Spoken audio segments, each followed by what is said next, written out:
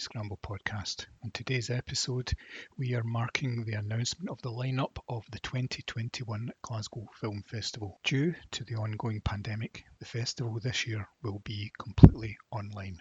After today's press launch, a Q&A session was set up where the co-directors of the film festival, Alison Gardner and Alan Hunter, discussed the various aspects of this very, very unique festival. The following is a brief extract from it where they fielded questions from various media outlets. The first voice you will hear is Ruth Marsh, who is chairing the Q&A. Hope you enjoy it. So first question is from Mike Rosser at Screen International. First to say congrats on a great lineup. Thank you, Mike. I'm wondering, did you lose any films as a result of going online only, or did you manage to secure them all due to the hybrid format that you were previously planning? That's a really good question. We don't think we probably lost maybe one or two films, and probably that was due to their contractual obligations around theatrical screenings and not. But we've managed to secure nearly everything that was going to be in the cinema and online. So it's pretty much as close to our original programme, I think, as it was originally envisaged, Alan, wouldn't you say? Yeah, I mean, I would just say that distributors, sales agents, etc., have been really understanding and really loyal and stuck with us. And I think, to a large extent, that's a testimony to Alison, because they work with her all year round. They know they can trust her. They know that she'll give them a great kind of showcase for the film. And so I think we've been really lucky that they have just trusted Alison, trusted the festival and stayed with us in general. Thank you. Another question from Amy Smith at Film for Thought. So she's wondering, have you chosen what platform the films will stream on? So this would be a good chance to chat maybe a bit more about Glasgow Film at Home and how that developed and how people will physically watch the films at this year's festival. Yeah, Glasgow Film at Home is our new streaming platform powered by Shift 72, an industry standard now amongst festivals. And we're using, for the P&I screenings, for example, we're using the same separate VIP platform, if you like, that Toronto International Film Festival also used. So it has been a big investment for us, but it's the right investment. For the public viewing, it's a great platform. We've been trialling it since November. I don't like to just start things when the festival starts. It makes me very nervous. So we have been trialling it, finessing it, making sure we can really give the audience the best possible experience we can online. Thank you, Alison. I suppose just a general question about how you're planning and hoping to keep the spirit of Glasgow Film Festival alive while it's moving online, because it's very much as the film festival for audiences. When we think of Glasgow Film Festival, we think of those audiences. So how are you planning to help that translate online? Good question. There will be Q&As with the films. I think it's partly reflected in the programme as well, because one of the things that people always say about Glasgow is they like the kind of eclectic nature of the programme. And I think being online this year hasn't diluted that in any way. So we still have Fright Fest titles. We still have Frederick Wiseman's 4.5-hour documentary, City Hall. So, the spirit of the festival is in the spirit of the films that are in the programme. And hopefully some of the Q&As and introductions and filmmakers that are involving themselves in the presentations will also kind of help to keep that bubbling along a bit. Great. Thanks, Alan. So a question from Jamie Dunn at The Skinny, who is wondering if you could give us a flavour of the type of live elements that will be in the programme this year, if any. So Q&As, watch-alongs, intros, those kind of things. So as Alan said earlier, there will be introductions, pre-recorded introductions from the filmmakers, and we're working on that schedule right now. And also hope to have things like virtual bar rooms so that we can talk about films. This is something I'm really keen on, because I think it's quite difficult to connect digitally in the way that we normally would. So normally Alan and I are wandering around the building and people chat to us and tell us what they love and what they don't like, and it's a different experience. So I would hope that people would use social media, use the tools that are there to let us know their thoughts. Feedback is crucial in this process to us, because this is our first online completely festival.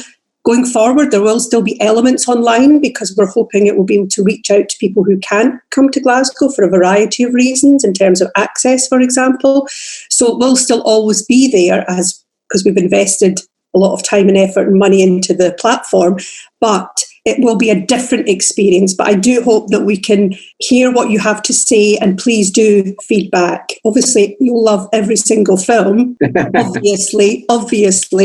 And remember, the ones you don't like, chosen by Alan. Traditional. It's traditional. So, yeah, fair enough. Thank you.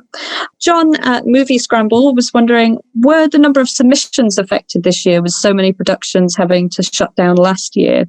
I don't actually think they were. I mean, it was roughly the same. I think, the fact of what the whole industry has experienced over the last year, in some cases there's been less places to show your films. So at some point there's going to be, a glut of productions looking for a home or a showcase. And I think the thing for filmmakers really was making that decision of whether you hold out for a distant horizon when you can get that theatrical release that you always wanted, or whether you're just like, let's get this film out. I want my film seen. I want it somewhere that I know will give it a sympathetic launch. So yeah, and there's a number, I think roughly the same number of submissions have wound up in the programme, which is a really good thing. So yeah, I think we've been lucky. I think we've had a really good quality of submissions as well. Great. Thanks, Alan. Jamie Graham from Total Film was wondering, so how many movies will the festival be showing in total? And how was the experience choosing them this year without the aid of attending other festivals and watching them on the big screen with audiences? So there's probably going to be about 62 films, I think. I'm just speaking off the top of my head. Could you be more precise? I think 62. So that's great, and really, really happy there. It's been more difficult because obviously we've watched a lot more, but we traditionally have about 180 features. So it's about, a third, if you like, of the normal programme. So we haven't had to do so much work. But again, with Cannes being cancelled last year, possibly moving this year, Toronto not happening physically for us, although there was online Cannes and online Toronto, it hasn't been that difficult, I don't think, to access films. The only thing I really missed was the quality of rosé I was serving myself when I was doing virtual Cannes. It really wasn't up to par. Yeah, we need to address that this year and do something about that. It's strange in a way because the only thing that was different is that you were doing a lot of your viewing at home. So you are still seeing Cannes titles, you are still seeing TIFF titles, festivals that happened that were online. And in that respect of it being a smaller programme, then I think you just had to think even harder. Do I really, really like this? Do I really feel there's something exciting about this film? So, in a strange way, maybe the quality threshold has got even higher this year because you really had to be passionate about a film. If you thought about something and thought, actually, I quite like this, I think there's some elements of it that are good, there's maybe an audience for this, then that just kind of wasn't good enough this year because you knew there was only going to be these 62 kind of slots to fill. So it's all kind of passionately supported films in the programme because of that. Right.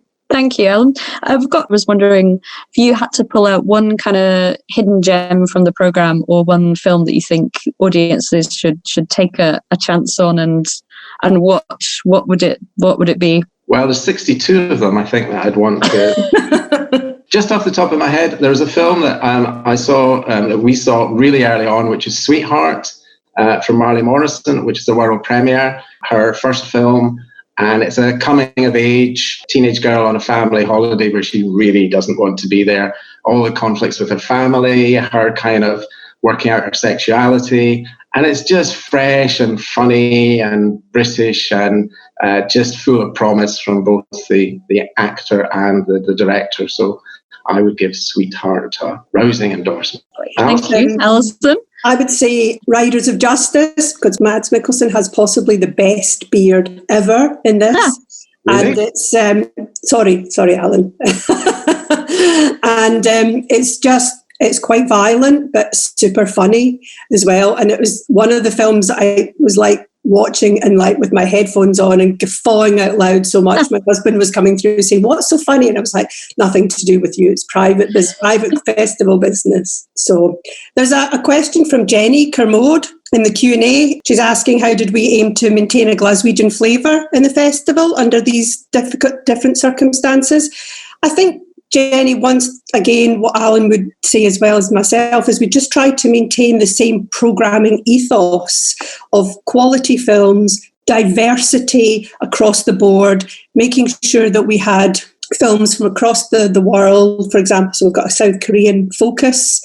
We've maintained that. We've maintained our Fright Fest connection. It's really just maintaining those connections, and there might be less films, for example, but it maintains the ethos of cinema for all, I think, in there. That is the guiding principle of the Glasgow Film Festival. That's fantastic. Thank you. And Pauline McLean from BBC Scotland had said, there's always at least one Marmite film which Alan or Alison loves and the other hates.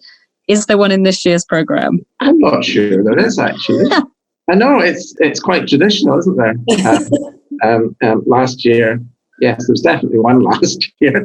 Baddie. Yeah. Baddie was last year's one. Baddie, yes. I don't think there is this year. Again, it's going back to that, the films that are in the programme have to be really, really good to claim one of those 60 slots. So I guess if there had been the equivalent of, I really can't stand this film, but Alison loves it, then it wouldn't have gone in, basically.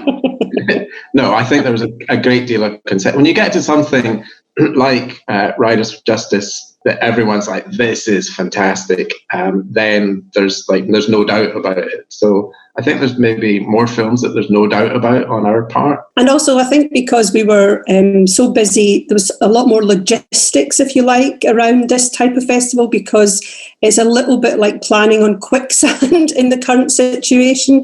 So obviously, as most people out there will know, we had 23 fantastic partner venues on board. And I would really like to thank them because they came on board willingly and they were great partners, but unfortunately circumstances changed in between Christmas and New Year with this new difficult situation we find ourselves in. We just at that point took the decision that there would be no cinemas open and able to screen films, and I think has been the wise and correct decision to make, so that we were able to pivot and we had all the pins in position, if you like, to just pivot everything online quite quickly. So there's been a lot more logistics, if you like. So I haven't watched all the films that Alan's watched, so there may be one in there that I don't like. Consequently, Alan hasn't watched all the ones that I've watched because we've been doing so many other different things. But Alan's choices have been absolutely superb, as always. I take my hat off to his curatorial excellence. Silver-tongued charmer that you are. A question from Lindsay from Radio Clyde News, which leads on to from what you were just saying there, which is a tough one to sum up, she's sure, but just how difficult a year has it been for the film industry, and why is it so important to you to make sure that GFF still went ahead? There was no doubt that GFF was going to go ahead. I'll let Alan pick up on that. I was just going to say that obviously it's been, as they say, hugely challenging for all aspects of the industry. But the thing with Glasgow this year is to look at the circumstances you're in and find the positives out of that and the opportunities, and the fact that we are going to be online, that there is a digital platform. We kind of embrace as an idea, well, here's a chance for people that for whatever reason maybe can't physically come to Glasgow in a normal year to get a taste of the festival, to experience the festival.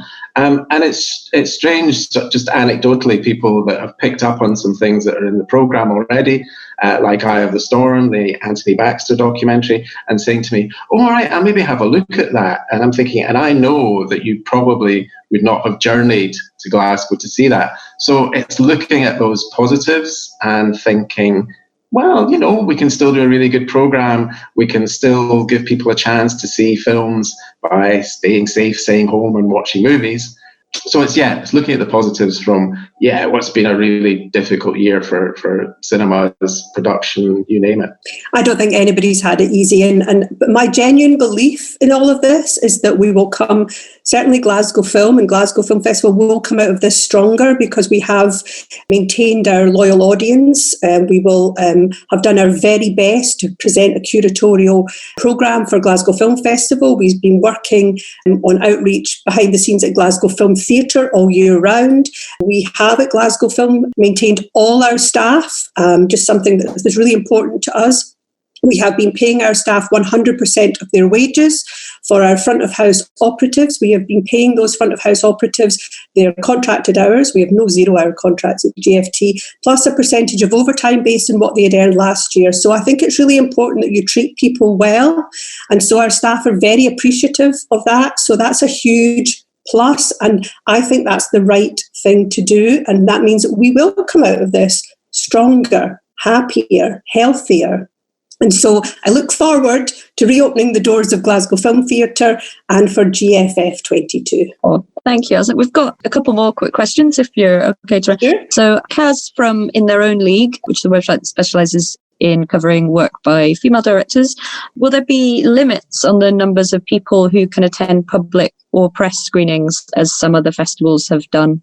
Yes. I don't know if you want to answer the public element. There's a cap on the public attendances, so buy your tickets quick. That's my thing. And then there's also a cap on the P&I screenings as well. But it's quite a generous cap. So, yes, we've done the same as other festivals. We've taken advice from other festivals.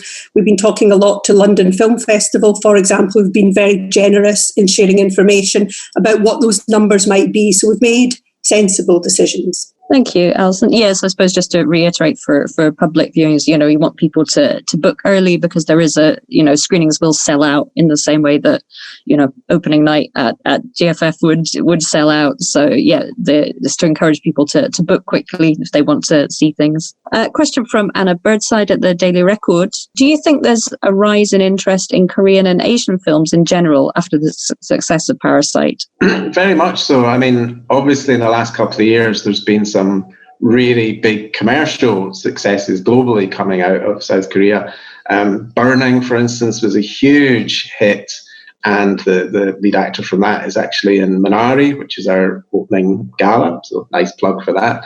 And last year at the festival, we did obviously show the British premiere of the black and white version of Parasite. So I think on the basis of all of that, it was like, let's take a closer look at South Korean cinema. Let's see what's out there. New filmmakers. There's a couple of films directed by women in the South Korean focus. I think very much people might want to dive into that. And the film I mentioned earlier is The Man Standing Next, which is a really kind of tense, almost All the President's Men-ish political thriller based on true events from late 70s, I think it is, in South Korea. So the short answer to your question, Anna, is yes. Excellent. And 2 more questions, and then we'll just wrap it up. That's okay. So the first one is from David Anderson Cutler from CGII website to say, morning GFF, massive congrats. Just skimming through the programme, and as usual, your LGBT representation is off the scale. I know the wonderful Limbo has a significant gay storyline. Are there any other wee surprises, anything that you'd highlight for particularly interested in LGBT cinema? I would maybe bring attention to, there is quite a significant element in the programme, but maybe Poppyfield, which is the story of a policeman who is gay, has a relationship, but keeps all that to himself. And then one night is called out to a cinema where there is a protest against a queer film screening there. And someone in that audience recognises him. And it just sets off this huge dilemma for him being closeted at work, being out privately. I think there's a lot of interesting elements in that. And again, Sweetheart, I don't know if I've mentioned Sweetheart really, people might want to see. And Steelers, the documentary on the 25th anniversary of the first gay rugby team. So yeah, that's a few things. Great, thank you, Ellen. And final question, just to wrap up, from Rosie at Rosie Hughes Movie World, who I know is a great supporter of the festival. So it's an excellent lineup, guys. Really well done. This festival is going to be so different from previous years, but nonetheless will be just as incredible. So always thanks for your positivity, Rosie. Thank you. And her question was a nice general one, just to kind of sort of wrap on and leave people with a few more titles to think about, is what films are you looking forward to most for the audiences to see? So what films are you most looking forward to? I think an audience Marmite film might be Black Bear, which I really like, the Aubrey Plaza. But I think it's one of those films that you either really go with it or you're really, oh my goodness, not my thing. But I would urge people to test that on themselves. I really liked it, Black Bear. I thought it was tremendous. Pauline, I would say that I really loved the first half of Black Bear and have some reservations about the second half. So maybe that answers your earlier question. I really can't wait for audiences to finally see Limbo, the Scottish film, which is just terrific. And it was my kind of film of the year for 2020.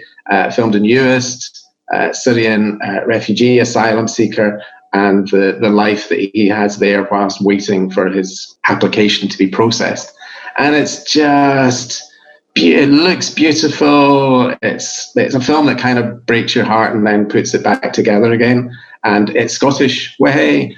So yeah, I can't wait. I think audiences will love that film. I would also add in Under Gods, The Toll, The Mauritanian. I think, You're just going to say all 62 films. No. But also Creation Stories as well is very particularly Scottish. So I think that we've got a good balance there. There's a tremendous amount of Scottish talent in there, so that's great that we're supporting as always. But I think that really, in amongst a smaller programme, it's still got the same breadth of something for everyone. Right. Thank you. Well, thank you both so much. And we will see you at Glasgow Film Festival 2021. Cheers. Thank you, everyone. Bye-bye. Bye. Bye.